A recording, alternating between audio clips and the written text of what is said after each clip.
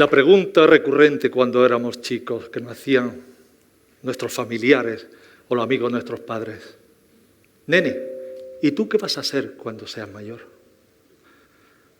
Esa misma pregunta cuando crecemos, llegamos a la adolescencia, nos la hacemos nosotros mismos de una manera también repetida, angustiosa. ¿Qué será de nuestra vida? A veces no nos damos cuenta de pequeños hechos, de pequeñas vivencias que tienen un valor premonitorio.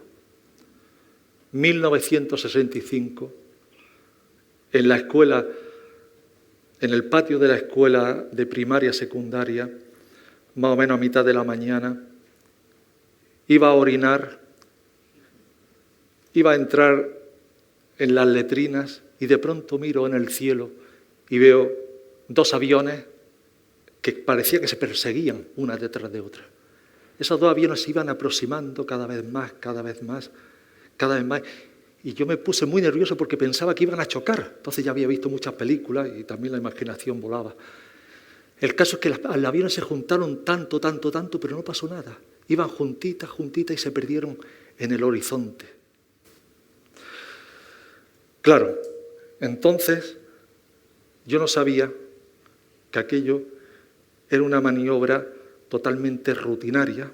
Un año después, en 1966, de tanto ir el cantarillo a la fuente, se produce el accidente en Palomares, en el sureste de España, muy cerca de aquí.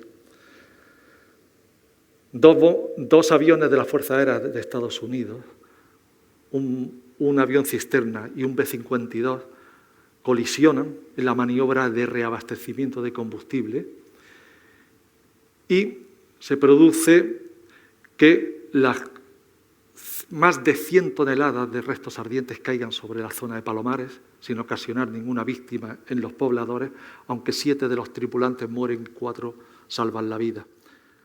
El accidente supuso el control de información instantánea de lo ocurrido.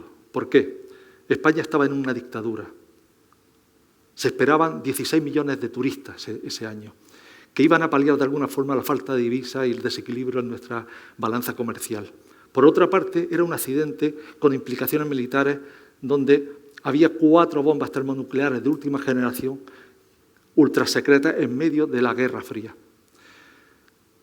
Todos los medios de comunicación españoles estaban súper controlados, pero también la liberación en el exterior también. Entonces, la gente de Palomares, de alguna manera, vieron ciertas contradicciones entre lo que decían los periódicos españoles y lo que veían ellos. Entonces empezaron a escuchar las radios que emitían en español desde Radio París, la BBC de Londres o Radio España Pirenaica, que es la que acabáis de escuchar ahora mismo. Ahí precisamente se ocurrió, mi hermano mayor, que estaba escuchando una radio de Galena, me llamó porque entonces nos saltábamos de una manera chauvinista porque por fin hablaban de nuestra tierra. Esta tierra jamás existía en los medios de comunicación si no era para un suceso luctuoso. Entonces nos sentíamos de alguna forma muy asaltados cuando hablaban.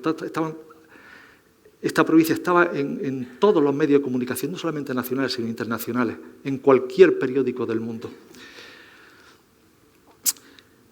El accidente de Palomares supuso, en principio, que de las 4 bombas termonucleares que caen, 3 cayeron en tierra y una en el mar, que se perdió, que luego fue encontrada. De esas 3, 2 explosionaron su carga nuclear y contaminaron más de 400 hectáreas. Razón de más para que todo desde el principio se mantuviera en secreto y no se llegara a saber realmente. Lo poco, se dio la paradoja casi surrealista, de que los pobladores, los propios vecinos de Palomar y Villaricos, se enteran de su realidad por esa radio, pero toda esa realidad ya la sabían en el resto del mundo, porque la prensa extranjera daba algo. Y cualquier persona, incluso hasta de la antípoda, de Australia o de Nueva Zelanda, conocía mejor lo que había en Palomares que los propios vecinos que lo tenían a 20 metros delante de las puertas de su casa los restos de los aviones.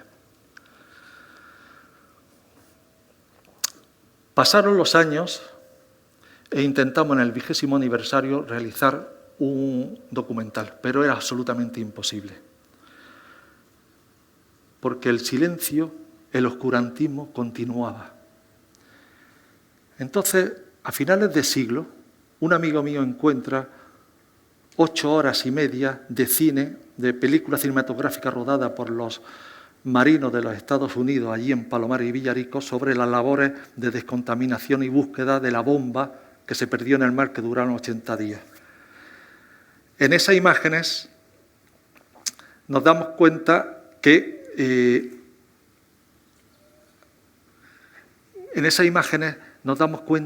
de que podíamos por fin hacer el documental, aunque seguía todavía el secretismo con respecto al accidente.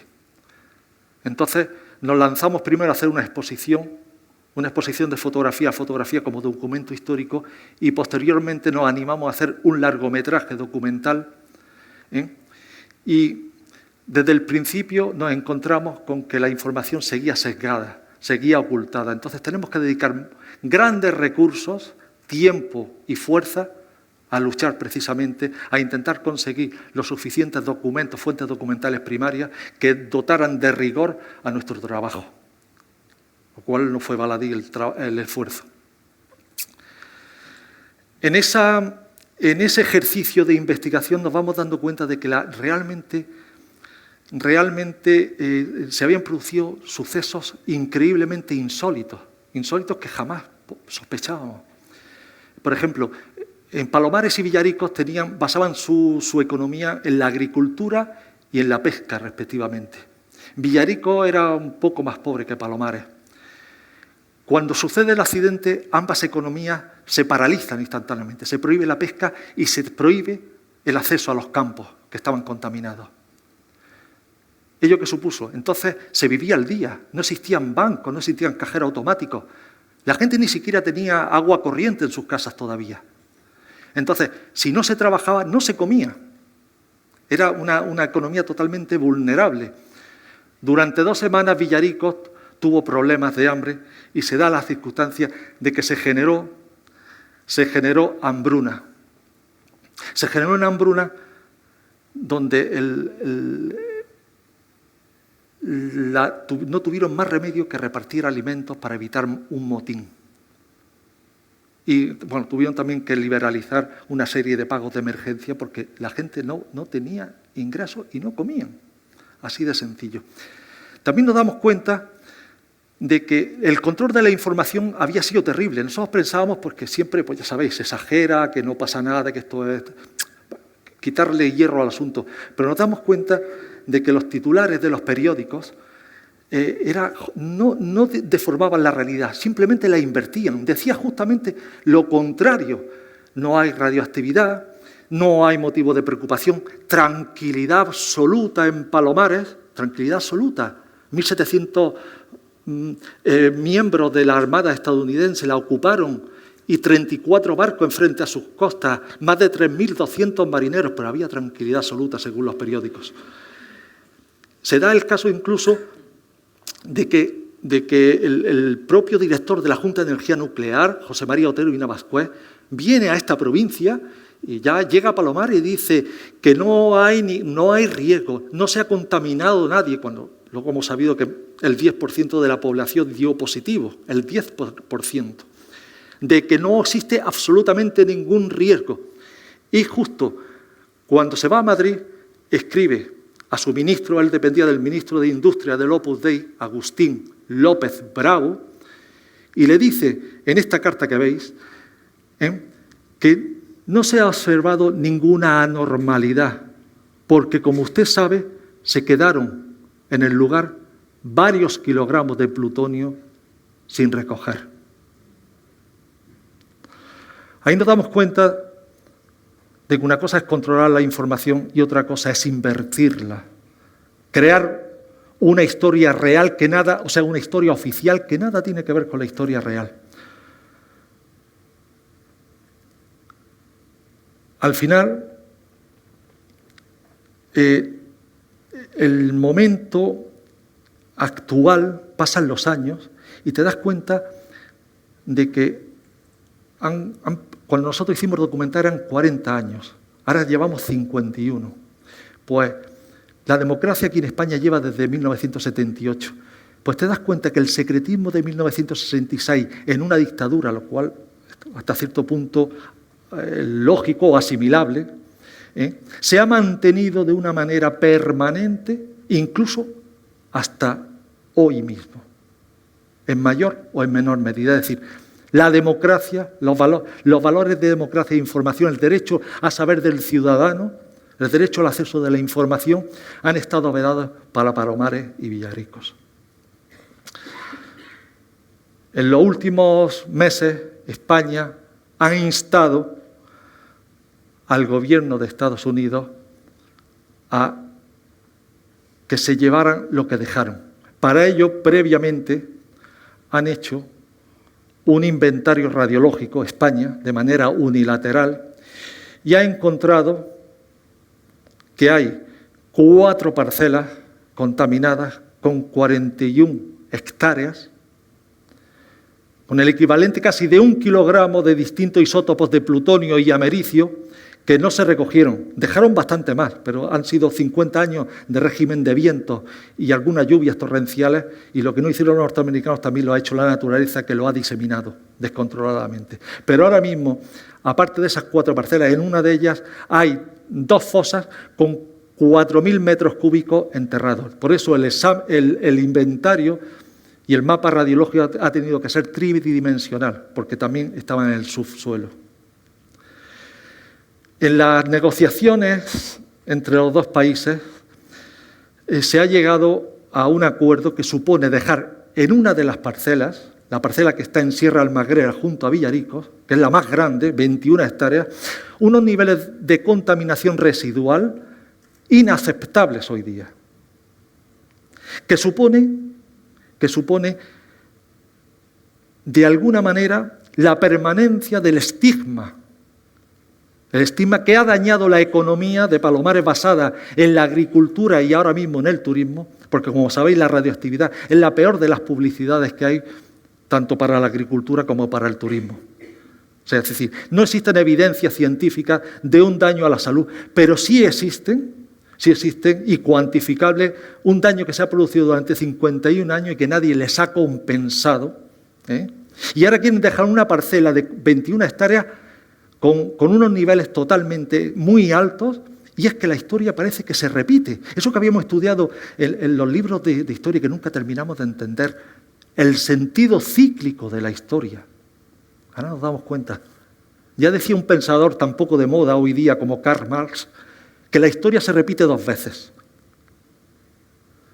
La primera como tragedia, la segunda como farsa. Ahora, en pleno siglo XXI, nuestro gobierno ha acordado con Estados Unidos una nueva farsa, como en 1966. Yo involuntariamente me he pasado los años, al mismo tiempo que he investigado, yo y el equipo que formábamos, al mismo tiempo que investigábamos históricamente, teníamos que estar luchando por la información. De hecho, se da la circunstancia, la anécdota de que de cada 10 documentos que conseguíamos en Estados Unidos, de cada 10 documentos, 9 lo conseguíamos en Estados Unidos y 1 en España. Muchos de esos 9 eran españoles. O sea, teníamos que conseguir los documentos españoles en Estados Unidos, porque aquí seguimos prácticamente con el tema de Palomares como en 1966. Creo que la lucha por la información, por el acceso al ciudadano, denota el nivel de democracia que tenemos, lo cual es bastante desalentador, las conclusiones que llego. Que tenemos que seguir luchando todos porque se nos informe, porque la salud de la democracia depende mucho de la transparencia institucional, para evitar casos de corrupción como los que nos han rodeado últimamente, o para el tema de evitar de que se vuelva a hacer una farsa con una descontaminación parcial en Palomares. Da lo mismo que luchemos a nivel grupal o a nivel individual, porque ya decía un escritor, José Hernández, argentino, en El gaucho Martín Fierro, que hasta el pelo más delgado hace su sombra en el suelo. O sea que nuestra lucha tiene valor, aunque sea a nivel individual. Ahora que miro para atrás, desde aquellos 2 aviones que se juntaban, en vez de aportar certeza, aporto dudas. ¿Hasta qué punto mi vida ha transitado por determinados senderos? ¿Y qué porcentaje ha sido mi voluntad, mi libre albedrío el que lo ha marcado? ¿O qué porcentaje ha sido las circunstancias, la fuerza del sino, el destino, la que lo ha marcado? Muchas gracias.